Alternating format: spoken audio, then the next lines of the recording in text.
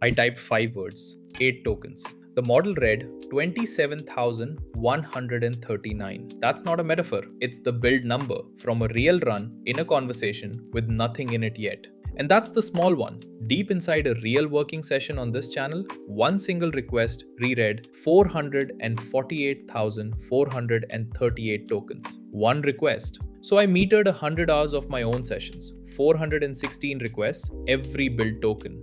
To answer the question the tools never put on screen, where do your tokens actually go? Nobody is hiding this from you. It's just never shown to you. Let's show it.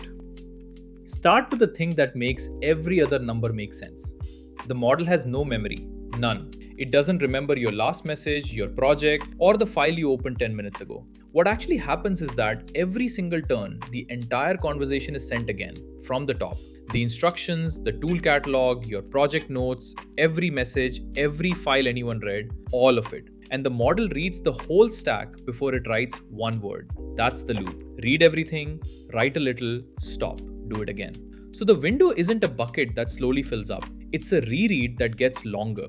Here's mine, request by request across one session. It starts at 32,644 tokens, and by request 185, it's 448,000. You didn't type that. Your half of it was maybe 20 tokens. Everything else is the reread. So what's already in there before you type anything? I ran a controlled version of that. The same 5-word prompt, twice, headless. Once in a completely empty folder, once inside this channel's repository. Empty folder, 25,260 tokens read for 8 tokens of prompt. Same prompt inside my repo, 27,139. Two useful numbers fall out of that. 15,189 tokens are identical in both runs. That's the agent's own instructions and its tool definitions, the part you never see and always pay for.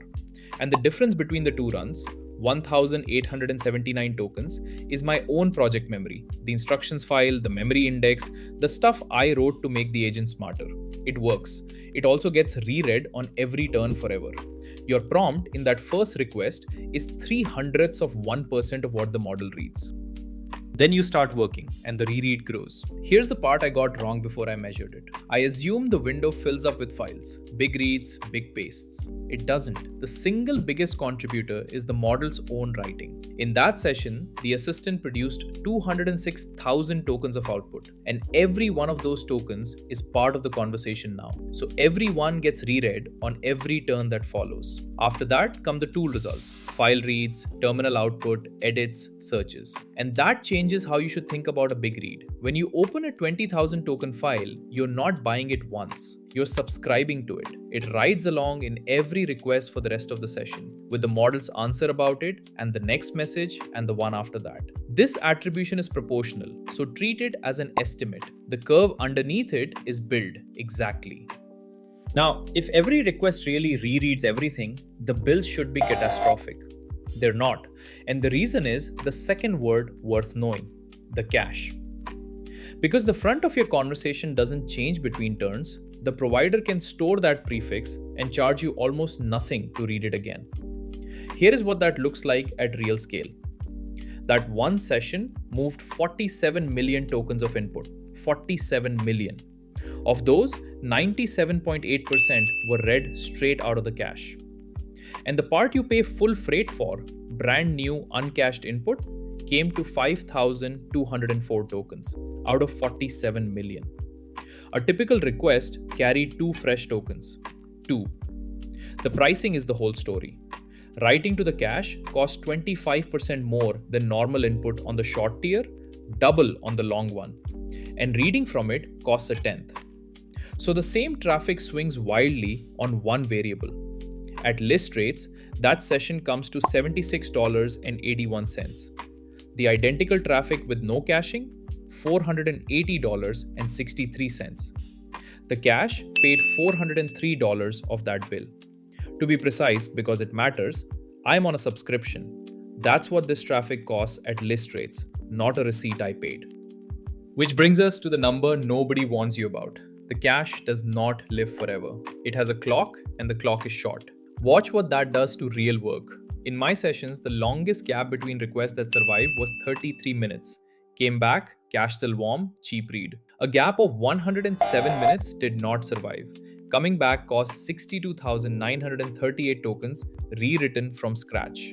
Overnight was worse. One morning cost 182,000 tokens rewritten before I typed anything. Another cost 363,000. Same conversation, same computer, same work. Just resumed too late. And here's the sting. That rewrite is billed at the right price, which is double, while a read would have been a tenth. Come back too late and the exact same tokens cost you 20 times more.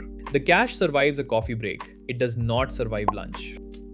At some point, the reread hits the ceiling, and this is where I owe you an honest turn. On this setup, the window is 1 million tokens. The tool reports that itself. Compaction, the thing that summarizes your history to keep you under the limit, triggers a bit below it.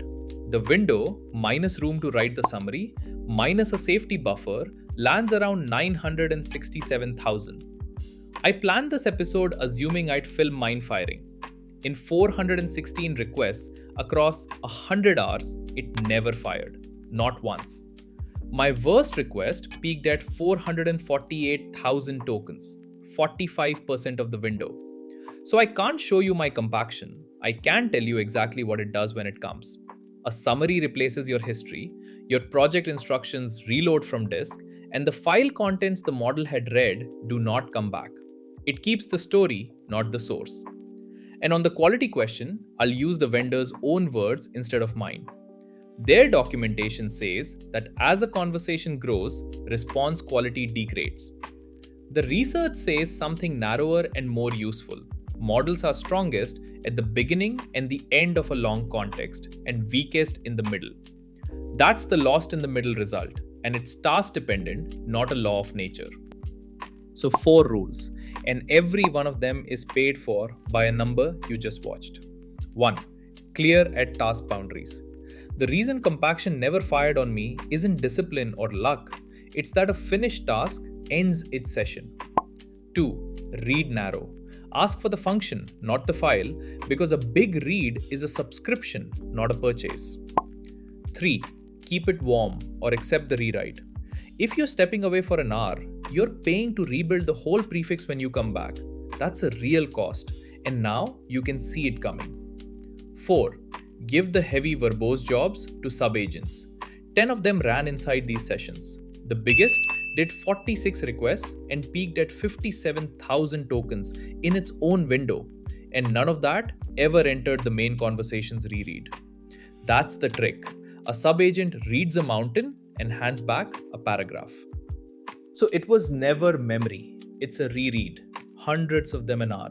Each one a little longer than the last, cached until the clock runs out. Once you can see it, your habits change on their own. Shorter sessions, narrower reads, heavy work pushed off to the side. Every number in this video is a build number from my own sessions. The mining script and the raw series are in the repo, so you can run it on yours and find out what your window actually looks like. That's the drop. See you on the next run.